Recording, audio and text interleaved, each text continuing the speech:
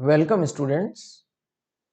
आज हम एक बहुत इम्पॉर्टेंट रिलेशन पढ़ेंगे फिजिक्स में, क्लॉसियस-मोसॉर्टी संबंध या क्लॉसियस-मोसॉर्टी रिलेशन, जो कि डाइलेक्ट्रिक में जो एवरेज फील्ड है, जो इक्विवेलेंट फील्ड है, उसको निकालने के लिए बहुत इम्पॉर्टेंट है। और उसमें कैलकुलेशन होती है कि जो अलग-अलग फील्ड्स हैं, अलग-अलग टाइप की, चाहे वो पोलराइजेशन का हो, चाहे वो फ्री चार्ज कैरियर्स का फ्री चार्जेस के कारण हो, चाहे वो एटम्स के कारण हो, उनको ऐड करके और उनका इफेक्टिव फील्ड निकालते हैं। तो आए कैसे समझें, कैसे हम इसको कैलकुलेट करते हैं। आइए देखते हैं लॉरेंस इफेक्टिव फील्ड कैसे निकालते हैं। स्लाइड में हम देख रहे हैं एक डाइलेक्ट्रिक है, ये डाइलेक्ट्रिक, और ये कैपेसिटर है। कैपेसिटर को हमने बैटरी की पॉजिटिव और नेगेटिव एंड से जोड़कर चार्ज कर लिया।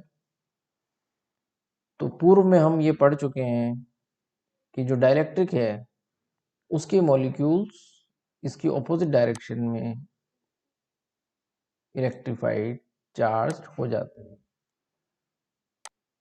पोलराइज हो जाते हैं, ध्रुवित हो जाते हैं, ध्रुवित। ये जैसे बाह्य क्षेत्र है, तो ये क्षेत्र पोलराइजेशन फील्ड इसके ऑपोजिट में होगा, प्लस से माइनस ई नॉट। और डाइलेक्ट्रिक के अंदर, परावैद्युत के अंदर इसके ऑपोजिट डायरेक्शन। इसकी वैल्यू होती है sigma free by epsilon not, और पोलराइजेशन फील्ड होता है माइनस का sigma P by epsilon not.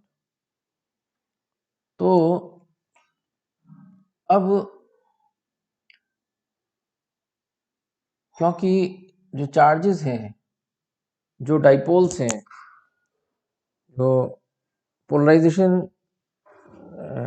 होता है इफेक्टिव, वो होता है डाइलेक्ट्रिक की जो सरफेस होती है उस पर इफेक्टिव होता है।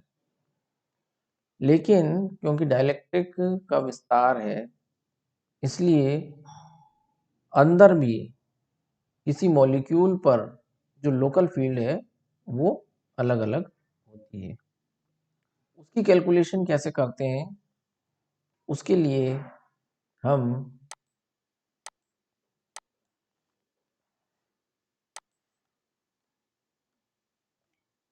इसे समझते हैं लॉरेंस लोकल फील्ड।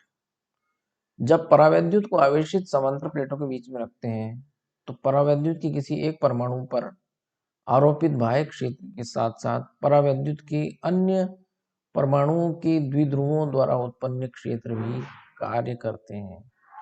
परावैद्युत के एक परमाणु पर कार्यरत क्षेत्र को स्थानीय या लोकल फील्ड भी कहते हैं।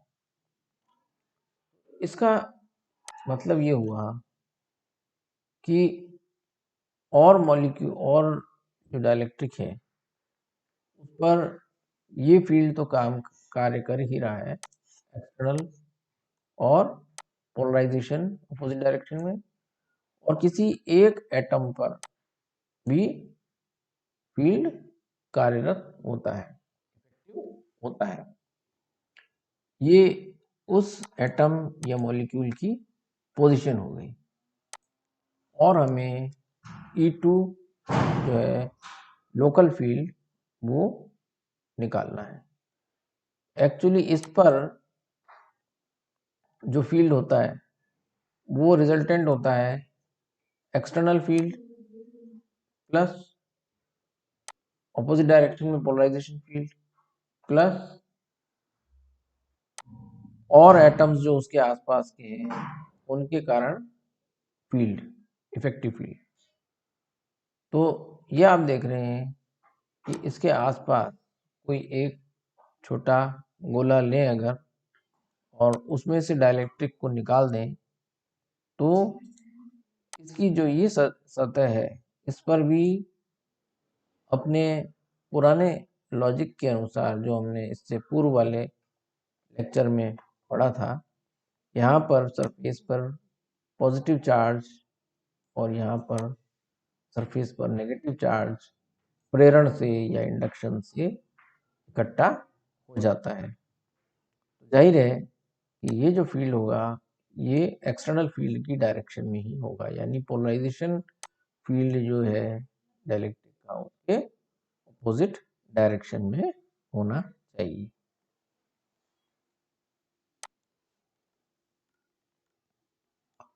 परावैद्युत के जिस परमाणु पर स्थानीय क्षेत्र ज्ञात करना हो उसको केंद्र बनाकर एक गोला खींचते हैं। गोला इतना बड़ा हो कि उसके बाहर परावैद्युत माध्यम को सतत एवं समांगी माना जा सकता है। गोले के अंदर परावैद्युत को परमाणुओं की विविध संरचना से बना हुआ माना जा सकता है। तो जो लॉरेंस फील्ड है वो हो गया लोकल फील्ड। तो लोकल फील्ड, लॉरेंस फील्ड या लोकल फील्ड EL से बताते हैं। तो इसके 4 भाग हैं। एक तो बाह्य आरोपित विद्युत क्षेत्र जैसा हमने समझा। फिर E1 हो गया परावैद्युत के बाह्य सीमांत पृष्ठों पर प्रेरित ध्रुवण आवेशों के कारण विद्युत क्षेत्र। ये जो सरफेस है डाइलेक्ट्रिक की, इस पर जो इंड्यूस्ड चार्जेस हैं उनके कारण फील्ड हो गया E1। फिर E2 क्या हुआ, गोले के पृष्ठ पर प्रेरित ध्रुवण आवेशों के कारण विद्युत क्षेत्र। ये गोले का पृष्ठ हो गया, इस पर जो पोलराइजेशन फील्ड है उसके कारण फील्ड। और E3 जो हो गया गोले के अंदर अन्य द्विध्रुवों के कारण विद्युत क्षेत्र। तो इस पार्ट के कारण और E3 हो गया कि जो और डाइपोल्स हैं जो अलग अलग डायरेक्शन में हो सकते हैं, ओरिएंटेड हो सकते हैं, उनके कारण फील्ड, इफेक्टिव फील्ड E3 हो गया। E3 सामान्यतया नेग्लिजिबल होता है और ये जो डाइल्यूट सॉल्यूशंस हैं उसमें थोड़ा बहुत इनका प्रभाव होता है। तो आइए हम E0 हमें पता है, E1 भी डिफाइंड है, E2 हमें याद करना है और फिर सबको योग करेंगे तो हमें एक इम्पॉर्टेंट डेरिवेशन प्राप्त होगा। बाह्य क्षेत्र जो नंबर 1 है वो है परावैद्युत की अनुपस्थिति में भी संधारित्र की आवेशित प्लेटों के मध्य विद्युत क्षेत्र। जब परावैद्युत नहीं हो, जब डाइलेक्ट्रिक नहीं हो, तब प्लेटों के बीच में जो इफेक्टिव फील्ड है वो हमने पढ़ रखा है, E0 is equals to sigma free by epsilon not. इसके लिए आप इससे पूर्व का लेक्चर सुन सकते हैं, पदार्थ में विद्युत क्षेत्र, इलेक्ट्रिक फील्ड इन मैटर। अब O पर ध्रुवण क्षेत्र, polarization field, E1 is equals to sigma P by epsilon naught is equals to minus P by epsilon naught. P हो गया पोलराइजेशन वेक्टर और EP जो है संधारित्र की धनात्मक प्लेट से संपर्क करती हुई परावैद्युत पट्टिका के पृष्ठ पर ऋण आवेश घनत्व। अब E2 याद करते हैं।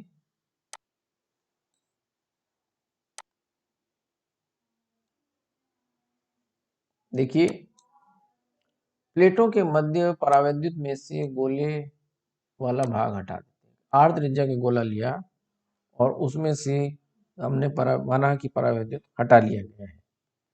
परावैद्युत को हटाते ही जो डाइपोल्स हैं इस प्रकार से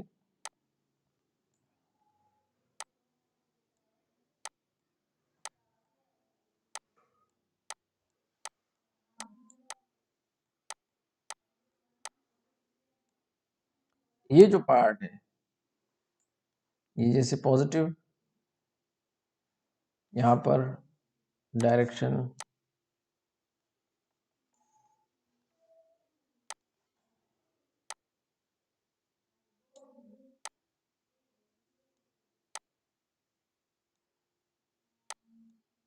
positive negative positive negative positive negative,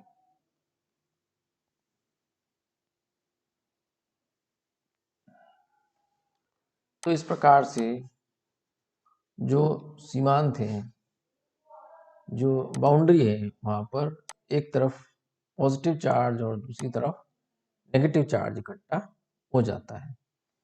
इसके लिए हम इससे पूर्व का व्याख्यान देखें और यह संरचना एक द्विध्रुव के तुल्य दिखाई दे रही है, जहां आर थीटा इसके कोऑर्डिनेट्स, ये z डायरेक्शन है और इसको हम इस प्रकार भी रिप्रेजेंट कर सकते हैं कि दो गोले हैं, आवेशित हो रहे हैं, तो इनमें विस्थापन हो रहा है, केंद्र इनके विस्थापित हो गए और ये पोलराइजेशन की डायरेक्शन है।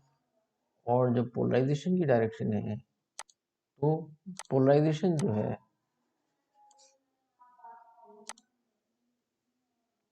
R theta P and P cos theta, किसी भी थीटा डायरेक्शन में पी कॉस थीटा हो जाएगा। द्विध्रुव के कारण गोलीय पृष्ठ के बिंदु आर थीटा पर विद्युत विभव फाई हम पूर्व की भांति निकाल सकते हैं किसी डाइपोल के कारण आर थीटा पॉइंट पर पोटेंशियल के पी कॉस थीटा और आर स्क्वायर, तो इसकी सरफेस पर हमें प्राप्त हो जाता है 1/4 pi epsilon naught 4/3 pi R cube P cos theta by R square. ये कहाँ से आया? क्योंकि हम जानते हैं कि पोलराइजेशन जो होता है वो होता है total dipole moment per unit volume.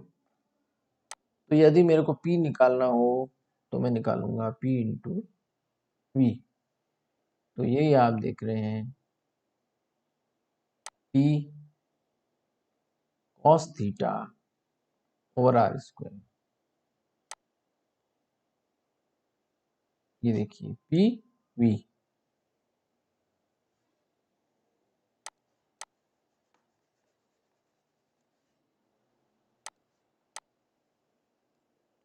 Is equals to P R cos theta by 3 epsilon not. अब क्योंकि are cos theta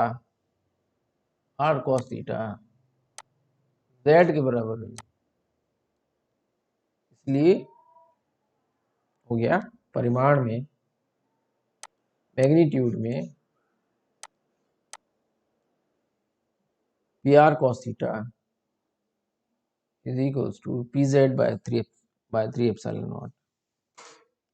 are cos theta पृष्ठ पर स्थित बिंदु का z कोऑर्डिनेट है। देयरफॉर पृष्ठ पर स्थित बिंदुओं पर विभव केवल z निर्देशांक पर निर्भर करता है। p कांस्टेंट हो गया, यहाँ एप्सिलॉन नॉट कांस्टेंट है। यह विभव क्षेत्र लैप्लेस इक्वेशन को संतुष्ट करता है क्योंकि पोटेंशियल हो गया p ध्रुवण पोलराइजेशन इंटू z और 3 एप्सिलॉन नॉट। तो पृष्ठ पर स्थित बिंदुओं पर विभव केवल z पर निर्भर कर रहा है, और लैपलेस इक्वेशन से हम देखते हैं कि phi is equals to C Z is equals to P Z 3 epsilon naught O Z, O is this and z is this। तो ये ओ जेड है,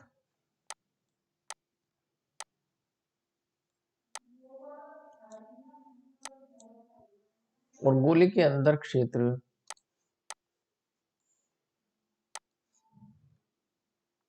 E is equals to minus phi del phi,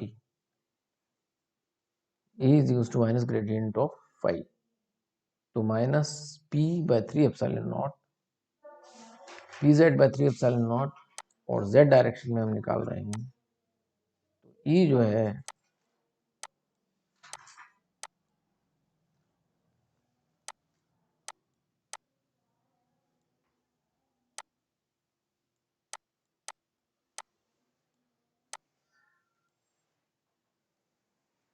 phi की जगह हमने रखा pz by 3 epsilon not,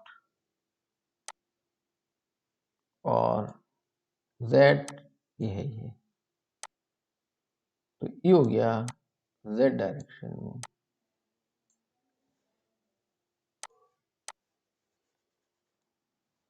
So E2 is equals to P by 3 epsilon not in magnitude. आइए आगे देखें, गोले के अंदर स्थित द्विध्रुवों के कारण O पर विद्युत क्षेत्र बराबर द्विध्रुवों का कुल क्षेत्र जो गोले के अंदर है, सामान्यतया E3 शून्य होता है, 0 होता है। इन सब की वैल्यूज रखें तो EL हमें प्राप्त होता है sigma free by epsilon naught minus sigma P by epsilon naught plus P by 3 epsilon naught, यहाँ पर E by epsilon naught minus P by epsilon naught, sigma free की जगह हमने रखा डिस्प्लेसमेंट वेक्टर, और सिग्मा पी की जगह रखा पी पोलराइजेशन वेक्टर, और सॉल्व करने पर d minus P by epsilon naught plus p by 3 epsilon naught, तो EL जो हो गया लोकल फील्ड वो हो जाता है EL is equals to E plus P by 3 epsilon not. अब ये समीकरण कहाँ से आया, D इज इक्वल्स टू, ये पिछले व्याख्यान में हम समझ चुके हैं,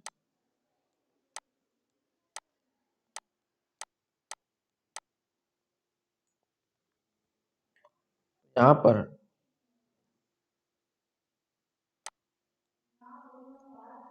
d minus P is equals to epsilon 0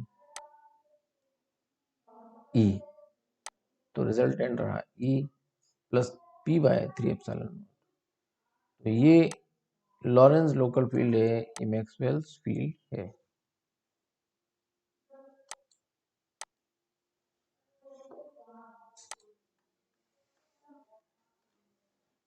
now P is directly proportional to EL, यानी कि जो लॉरेंस फील्ड है उसकी डायरेक्टली प्रोपोर्शनल में है dipole moment. P is equals to alpha EL, जहाँ अल्फा एटॉमिक पोलराइजेबिलिटी है, ये हम प्रारंभ में देख चुके हैं। तो पोलर के लिए n से मल्टीप्लाई कर देंगे,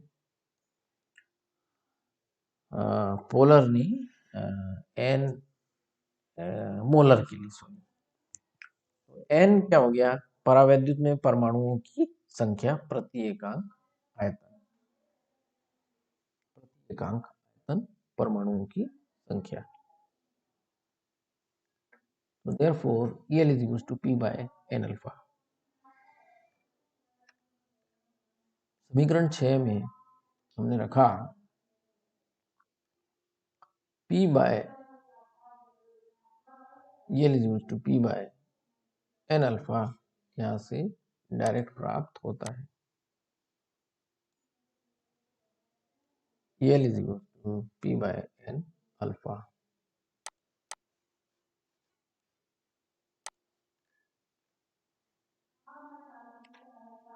तो इस समीकरण में रखें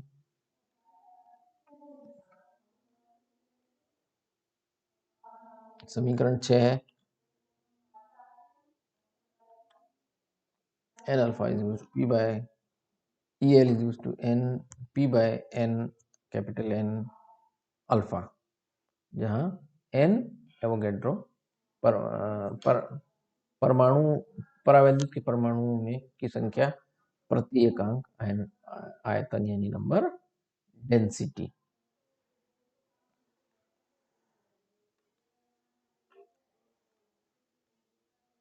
जो लोकल फील्ड है वो E2 हम पहले ही ज्ञात कर चुके हैं। फाइनली हमें प्राप्त होता है ध्रुवण polarization bracket 1 by n alpha minus 1 by 3 epsilon not equals to E या E P is equals to n alpha E by 1 minus n alpha by 3 epsilon not. अब क्योंकि ये एक समीकरण हमें प्राप्त हो जाती है, क्योंकि P is equals to epsilon not I E, epsilon not का I is equals to n alpha E by 1 minus n alpha by 3 epsilon not.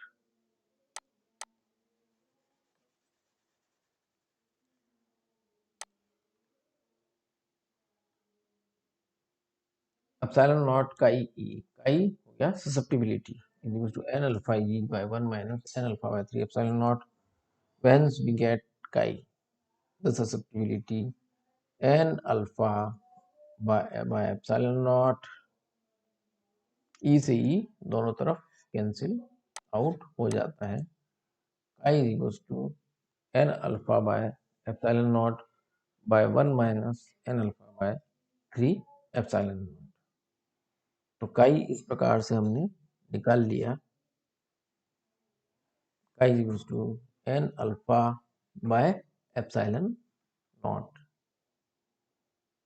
Into यहाँ से n alpha by epsilon naught common ले लिया, 1 plus chi by 3 LCM ले n alpha by 3 epsilon naught is equals to chi और chi plus 3। So this is the Clausius-Mosotty relation.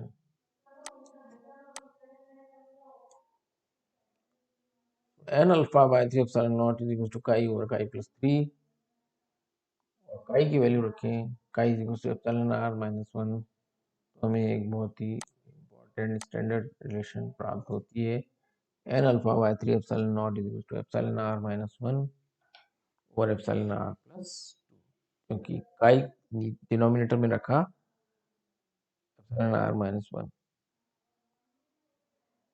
इसे कहते हैं क्लॉसियस-मोसोटी relation.